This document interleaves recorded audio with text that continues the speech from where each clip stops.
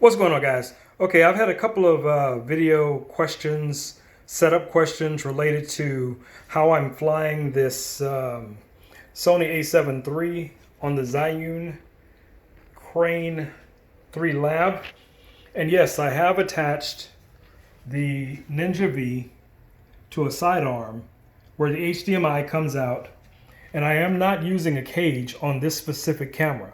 But what I have done to ensure cable integrity is to add a jerk stopper. This is usually used for cabling when you're connecting to your camera if you're going to be doing some tethering. But what it does is it produces a anchor point to prevent the cable from easily being pulled out. I'm not sure exactly how much these cost. You can find them on Amazon, or you can look it up on Tether tools, and you can find a unit or a piece like this that'll work for almost any camera. All right, guys, I want to make this video quick, and here it is. Peace. I'm out.